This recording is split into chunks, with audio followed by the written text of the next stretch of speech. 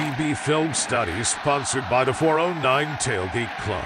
If you're looking for some great holiday gifts for the Penn State or in your life, visit 409tailgateclub.com today. What's up, guys? Today we're going to talk Penn State football. We're going to talk about the O-line.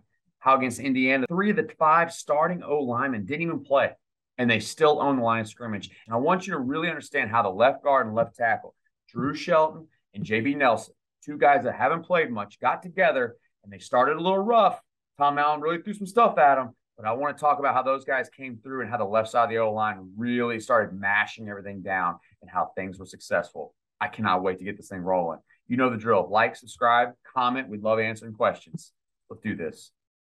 I'm going to spend some time talking about the left side. We're going to talk about J.B. Nelson, left guard, number 56, that went in, and the left tackle, Drew Shelton, the true freshman. Now, both these guys hadn't played much up until this point. When you play offensive line, a lot of it is a feel and a chemistry thing, understanding twists and stunts and loops. So really what's going to happen is you're going to watch the left tackle and left guard really struggle. Left tackle is going to get passed off the defensive tackle because he had a zone drop by the DN. The defensive tackle is going to press outside to the left tackle, and the left guard is going to hold himself and he's going to turn his shoulders. This happening is really going to screw them up because if you go back and watch, the defensive end is going to what we call a long stick. He engages, and then he's going to stick all the way around to the backside A gap. You can see how he gets himself around, and now all of a sudden the left guard, Nelson, has no clue what's going on, which allows a clean shot at the quarterback and allows for the sack. Now, looking at it from the end zone, you can kind of see what they're looking at right here. So concept protection call is very simple, okay? I want you to understand the concept protection call. This is half man, half slide, okay? They're going to slide 3 for 3, and we're going to basically lock up man, okay? And we're going to lock up man. Now, if you take a look, watch what happens. Eyes are here. He sees the loop and stunt, okay? He sees the loop and stunt. He knows he's going to pick this off. Left guard does a great job of pushing this off to the left tackle, seeing the defensive end bail out. Okay, now you have a 3-man. Look over here. You have a 3-man twist. Okay, notice how the offensive linemen, okay, they take this thing off. The center engages. The guard never knocks over. But again, the left guard gets put in a bad situation because he's looking to the left. He should have kept bailing and looking to do work, okay, and helping out in this scenario. Now, was it the right guard's fault and center's fault? Yes, but at the same time, you're asking a kid who hasn't played much to see this, and that was a really good job by Tom Allen. This comes from not playing much. Okay, next play. Notice I'm coming back to this diamond set that you're to Trent, Oklahoma State. They got comfortable in this set. Now they're going to run an inside zone with a double look. You're going to get a kick. You're going to get a guy who's going to come out and leak up. All right, but I really want to show you what's happening on the left side. I want you to watch these 2 guys press out and wash this thing down. This is solo blocks across the board, and I want you to watch how they just move the D line down the line, and they allow this to be a successful run for Kaytron Allen. A lot of people are going to look at this and say, you know what? That's really not that big of a deal. To me, it is. I want to show you something. Watch how you get this stunt, this slant inside, a slant inside, and you get a defensive twist up top. Watch how these guys reroute and adjust, and wash this whole thing down. That's a lot harder to do than you think. This allowed for the running back to press off the tackle's butt, which forces this outside linebacker who comes off the edge to have to be perfectly correct in his alignment.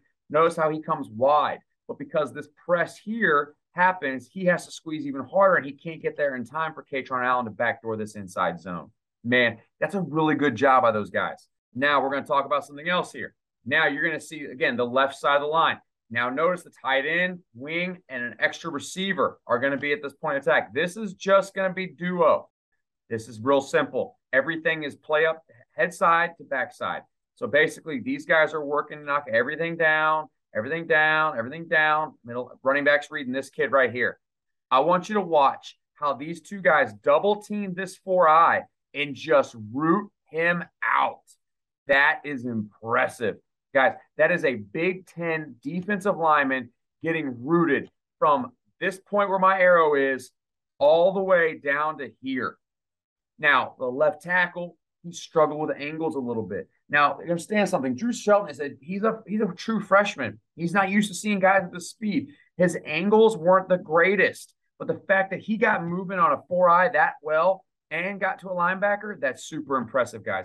This is something we should look forward to in the future with Penn State. I feel like Troutwine definitely has a really good group ahead of him. Okay, now still in the first quarter, I want to show you again, watching the left side. Now we got a twist again. Now he's forcing the issue. Tom Allen saying these young bucks right here, our left tackle and left guard, are going to have to be good at what they do. Watch the twist. Look at the handoff. Look at the job done by these two. Guys, that is clinic tape. This is clinic tape.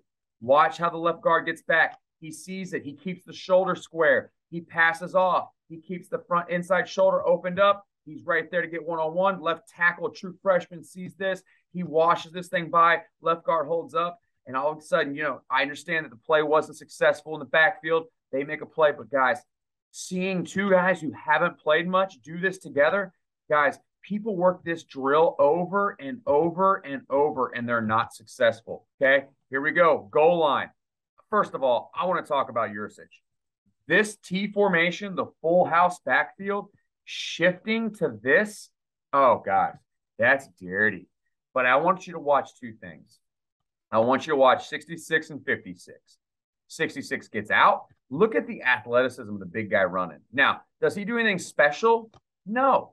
But did you see how well he got around the edge there? You see how he turns his shoulders? He's looking inside. Guys, that is to have a left tackle of that massive size be able to run like that. That is impressive. And I think people need to really understand how cool that is to have a left tackle run like that. The other thing, let's watch the left guard. I want you to see the left guard.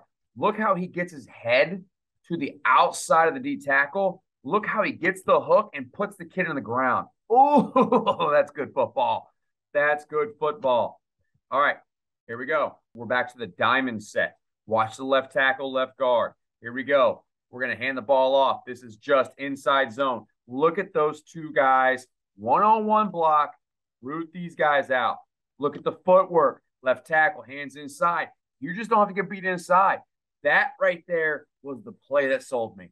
Those two guys in the second quarter to take the lead against Indiana came through one-on-one blocks, inside zone, and rooted two guys out. Guys, the future is bright. I think Troutwine has found his young bucks. He knows what's coming forward. I love watching this game because I love watching O-linemen.